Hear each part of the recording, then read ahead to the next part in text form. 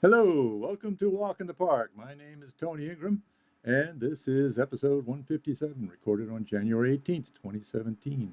If you want to see all episodes of my show, Walk in the Park, you can go to my video blog at walkinthepark.tv. So this time we're going to continue a show that we started last week, part one, which was called Lake Ontario, A Quest for Hope. And it's actually from a book, originated from a book that became a video. Here's the book. It's called Saving a Beautiful Lake, A Quest for Hope. And the video was made by the author of this book, whose name is Susan Peterson Gately, and she lives up near Lake Ontario. And so you might be saying, well, what's this have to do with us down here in the Finger Lakes? Well, let's take a look here. Um, Here we are down at the bottom of the map in Ithaca at the south end of Cayuga Lake. And notice that all of the Finger Lakes are connected to Lake Ontario by rivers. And most of the Finger Lakes are connected by the Seneca Oswego River system. And so the water that's in Cayuga Lake now, and the water that goes over Buttermilk Falls and these other places, eventually will end up going out of the port of Oswego into Lake Ontario. So we are a part of the Lake Ontario watershed. And what goes on in the watershed, as Susan Gately points out very well in this video, is very important to the health of the lake. So, and the health of the lake is a difficult issue now. We're going to watch part two of this show. Part one was last week, and you can go see part one. You could just go to my video blog and you can find it, part one. And that was episode 156. So if you're interested in finding out more about the video that she made, and the book particularly, you can go to this website, which is the Chimney Bluff Artisans Co-op, chimneybluff.com. Go to the books link if you're interested in that. So let's get right into it here. Part two of Lake Ontario, A Quest for Hope.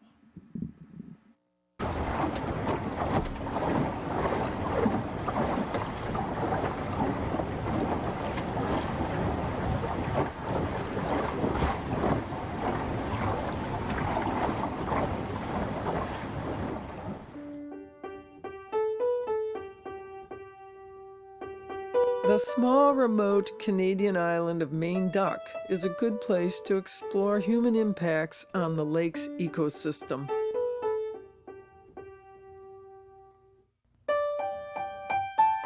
We sailed to Maine Duck with Sarah B. It takes a full day to sail from our home port to the island. Much of Maine Duck's forests were cleared for pasture land. Its extensive offshore ledges have caused the wreck of many a cargo ship.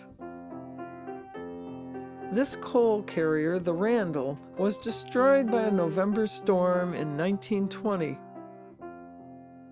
Her bones lie in a cove on the island's north side. Maine Duck's lighthouse, built in 1914, was among the most powerful on the lake. It was automated about 20 years ago. No one lives here now, and the keepers' cottages are empty. Nature gradually reclaims the island ruins.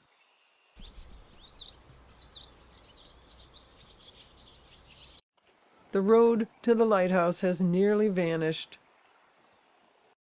Lake Ontario's much modified environment is vulnerable to invasive species like the zebra mussels here in Maine Duck's harbor. The island's beaches are now covered with drifts of shells from the mussels that carpet most of the lake's bottom. The filter-feeding shellfish have profoundly changed the lake's food chain. Much of the food web's energy flow is now diverted to the bottom, seen here, covered by clumps of mussels. This reduces the food available to open water fish like the smelt and alewife. Mussels have displaced bottom-dwelling organisms vital to whitefish, once an important commercial species. Over 170 non-native plants and animals now live in the Great Lakes. Many were transported in the ballast water of freighters. Round gobies arrived a few years after the zebra mussel. Gobies feed on zebra mussels. They have displaced a number of the lake's small native fishes, but they are an important food for game fish like the smallmouth bass. 30 years ago, these island ledges were home to thousands of American eels. Now the eels have vanished. Man-made changes caused a crash of Lake Ontario's eel population. In the 1980s, eels supported a valuable commercial fishery on Lake Ontario and the St. Lawrence River. Lake Ontario provided perhaps a quarter of all the female eels from North America that traveled to the distant Sargasso Sea to spawn. Vast swarms of elvers no longer enter the St. Lawrence and climb the fish ladder at the Messina Power Dam. Scientists believe this dam has prevented many adult eels from reaching the sea. They are injured or killed by the dam's turbines. Eels have vanished from Lake Ontario. Once a species is lost from the web of life, it may be replaced by a new invasive, less useful to humans. Once thousands of monarchs sometimes gathered here to feed before crossing the lake in the fall. Maine ducks' flower-filled meadows are now overrun with an invasive weed called swallowwort. Any monarchs gathering here now would find little milkweed to feed on. The controversial cormorant often outcompetes other fish-eating birds. It destroys nesting habitat of Lake Ontario islands by killing trees with its acidic guano. Today, about 12,000 birds live in this single Toronto area colony.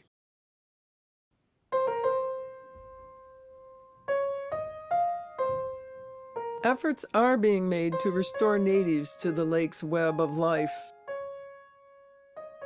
In the Salmon River, a mix of natural production and hatchery-raised fish support a successful recreational fishery. Native lake sturgeon are slowly reclaiming their old habitat with human help.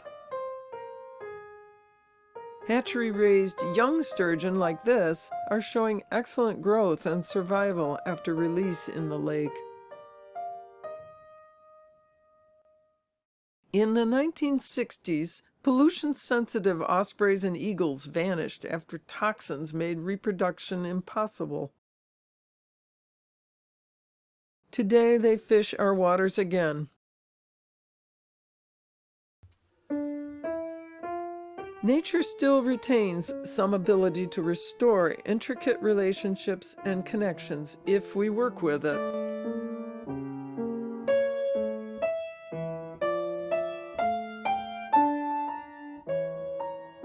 But nature has its limits. Ongoing contamination and legacy industrial pollutants still threaten our drinking water.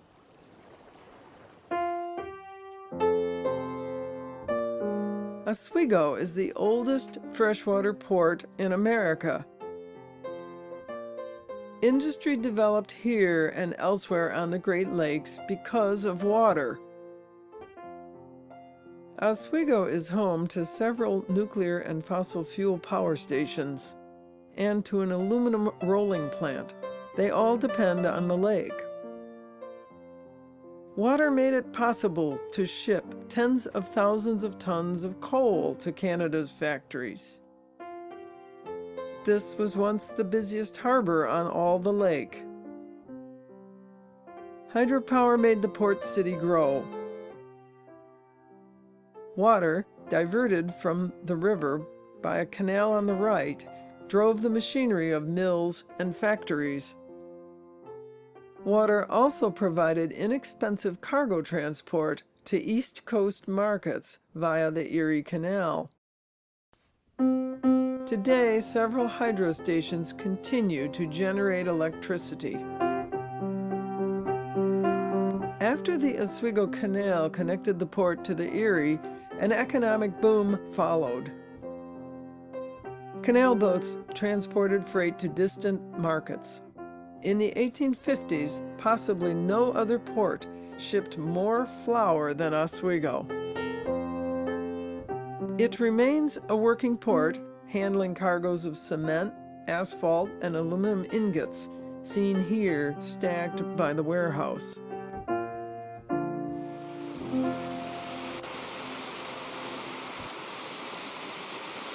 Before the fossil fuel age, rivers and creeks were a major source of energy. Most early settlements grew up around hydropower sites. However, mill dams blocked the open lake salmon, sturgeon, perch, and other fish from their spawning grounds. These are carp, blocked from a spawning area by a flow control structure. Once, during salmon runs in local streams and rivers, it was impossible to wade through the fish. Now they're gone.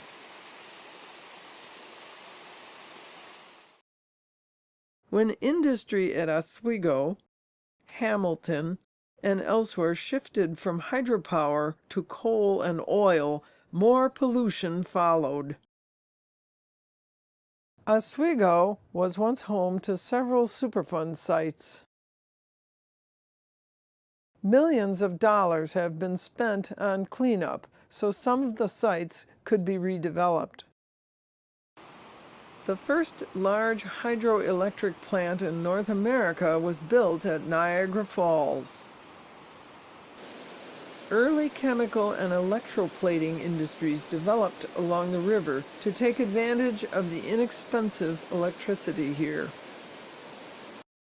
Today, dozens of brownfields and toxic waste dumps remain in the region. The Love Canal site helped spark passage of the Federal Superfund Act to clean up such industrial legacies. Today, the falls still produce power. This is the Canadian station. It and the U.S. station produce enough electricity to power nearly 4 million homes. Combined, they are one of the largest hydroelectric sites in North America. This old field and second-growth forest is one of the worst legacy waste sites in the Great Lakes Basin. The former Lake Ontario Ordnance Works near Lewiston, New York, is now used by Waste Management to store toxic chemicals from all over the Northeast. Radioactive waste from the Manhattan Project is buried here. Some remains stabilized in a temporary storage area. It includes the world's largest concentration of deadly radium-226, just 3 miles from Lake Ontario. As the map shows, several small waterways cross the property. Those streams empty into the Niagara River and Lake Ontario. Radium-226 remains lethal for thousands of years. The life of the storage area at best may be 200 years.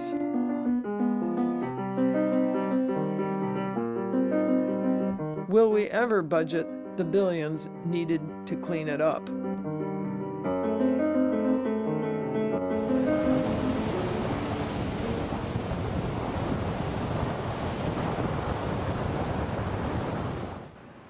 The dawn of the electric age has been called the greatest engineering achievement of the 20th century.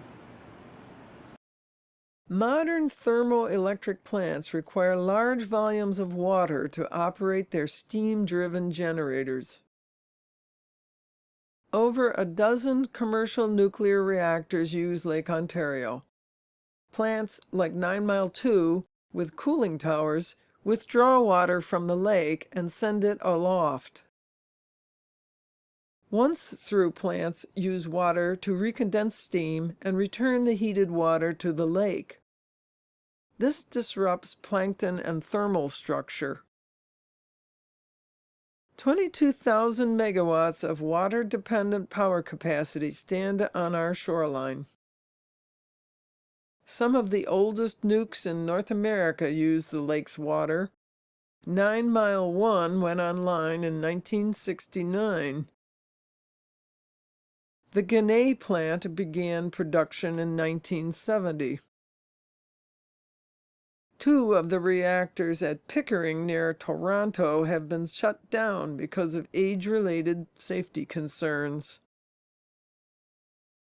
The uranium refinery at Port Hope produces fuel for Canadian reactors.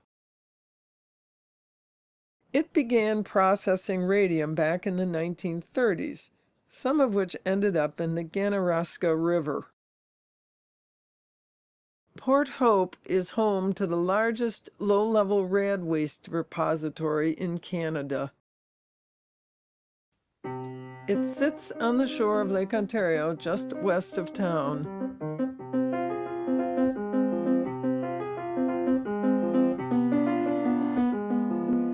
The West Valley site, 30 miles south of Buffalo, also threatens Lake Ontario's drinking water.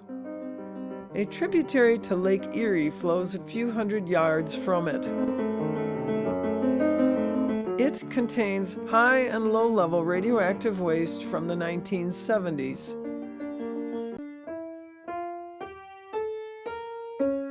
Though concentrations are lower than 30 years ago, chemicals in the lake still endanger our health. Half of the billions of pounds of plastic produced each year in the U.S. are used once. Much of it ends up on our beaches and in our drinking water. Small fragments enter the lake with stormwater runoff and sewage. I am Dr. Sherry Mason. I'm a professor of chemistry here at the State University of New York at Fredonia.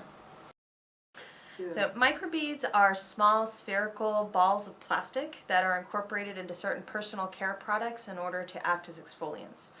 And when I say small, they're usually less than 1 millimeter in size. In toothpaste, we found them down to 10 microns. So microbeads, like any microplastic, are so small that they can easily be ingested by organisms that live in the water. So this could go down to things like plankton, and then as fish eat plankton and as fish eat other fish, those microbeads can then move up the food chain. So a medium-sized fish will have more plastic in it than a small fish, and a large fish will have even more plastic than a medium-sized fish. And at the top of the food chain is us. So when the plastic is in the water, it acts as basically like a chemical sponge, where chemicals that are within the water will absorb onto the surface. And then when that piece of plastic gets ingested, it not only moves the plastic, but all the chemicals into that organism. These chemicals are known to be carcinogenic, mutagenic, teratogens, so basically nothing good. They mutate your DNA, which typically leads to cancer, and these effects are transgenerational. So they don't just affect the person who ingested them, but multiple generations down the line. Many of these chemicals are also known to be endocrine disruptors, so they mimic hormones, which can cause all sorts of impacts later in life, like earlier onset of breast cancer or prostate cancer, lower sperm counts, and effeminization of the male species. Our work started by basically asking a very simple question: is there plastic in the Great Lakes? We've surveyed all 5 of the Great Lakes, and basically as we follow the flow of water, we see that the counts increase. At the low end, you have about 5,000 pieces of plastic in Lake Superior, but then you get to Lake Ontario, and we're up to 1.3 million plastic particles per square kilometer. My biggest concern here is not actually with the plastic itself, but with all the chemicals. We know that the Great Lakes are harbingers for all sorts of persistent organic pollutants, things that are called POPs. We know this from our industrial legacy. And so we know that these chemicals are in the water. We know that the plastic is in the water. We know that the chemicals then adsorb onto the surface of the plastic. We know that the plastic is being ingested by the fish. Other studies have shown that those chemicals can then desorb from the plastic into the organism that eats the plastic, and so then those chemicals are stored within the fatty tissues and the meats of that fish. And then when we eat the fish, even if we're not eating the plastic itself, we're eating the chemicals that were absorbed onto that plastic.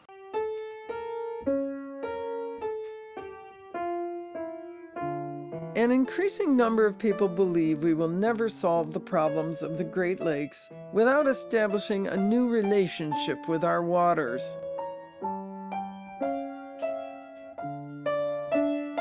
Perhaps we may find guidance in the ancient wisdom of the commons, where resources are shared by human and non-human life. The indigenous peoples practiced this way of life here for thousands of years.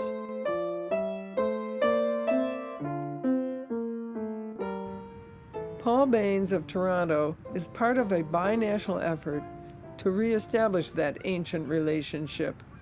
We met with him in Whitby. What's interesting about commons is it's not so much declaring a commons as a particular thing, like a lake or a certain kind of knowledge or a certain kind of practice. It's really about the social agreement in combination with that thing. And so the commons is as much about a commons as it is also about commoning, and that is the practice, the customs, the rules that our people agree to protect the thing that they want to treat as a commons. Commons are not open access regimes in which it's a free-for-all. Many people mistake a commons for a free-for-all, but actually a commons is a very regulated agreement or space or utility that people have found ways to sustain their long-term care and use of that. You know, in some ways we've seen many other forms of water regulatory regimes fail. We've had 2 generations of Great Lakes water governance in the modern era, and yet we are faced with not only the same but a growing amount of threats to these waters. Historically, these lands and lakes were managed as a commons. But for 200 years, we have used them as a utility and a commodity to be used and sold for profit. Water is the only element that makes life on this planet possible. And so to treat it just like you would diamonds or gold or cotton is a huge mistake. Great Lakes Commons started a couple of years ago because there were a lot of challenges to the Great Lakes, a lot of threats to the Great Lakes. And while we wanted a new approach, we also wanted one that was rooted in traditional ecological knowledge. At the core of Great Lakes Commons and a commoning approach is this idea of relationship, that the lakes are not a thing to be managed or even a thing to be stewarded. They are a reciprocal relationship that we take care of and take care of us. For many of us, that relationship is broken and must be reestablished. The bottled water we buy was taken from someone else's community. We who buy it give little thought as to the effects there. There can be no commons without that connection or engagement. And so the heart of the obstacles of treating water as a commons is really reconnecting to that relationship to our own bodies, which are 70% water, to the larger ecosystems we live in, and the sort of past and future generations that have used that water. However, local control, access, and meaningful input into management decisions is essential to a successful commons. Too often we have communities being consulted in a sort of tokenistic sort of way, or they're being asked for their opinion, but then their opinions don't necessarily have to play a role in the governing of the waters. Also key to the success of commons is individual and corporate responsibility. Those who are doing the dumping or the polluting or the manufacturing things, they're the ones who need to prove before the product is used or before the water is used that they're not going to be damaging the water, and they need to prove that beyond a doubt. One of our major pushes for the past year has been developing and sharing and getting support for a Great Lakes Commons Charter. Charter is basically this common agreement of how we want to come together as people around the Great Lakes to start seeing ourselves and governing the waters as a commons. Commoning is really about this idea of relationship and agreements, and so we're really trying to rediscover and support a reconnection, our reconnection with water in our lives.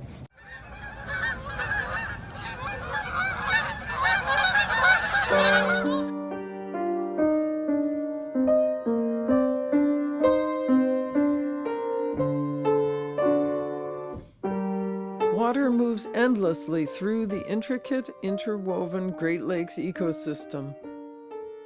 The tribal people and grandmothers of old understood it as a gift to be treasured and respected. They knew we who use it have responsibilities to it and to future human and non-human commoners.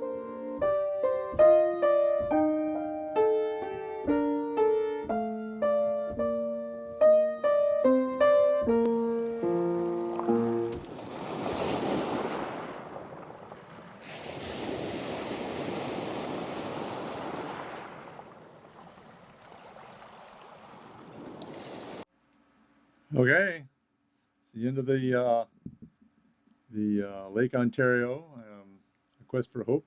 If you want to see the first half of that show, you can go to my blog, walkinthepark.tv, episode 156. This is episode 157, and you can see the whole thing on there.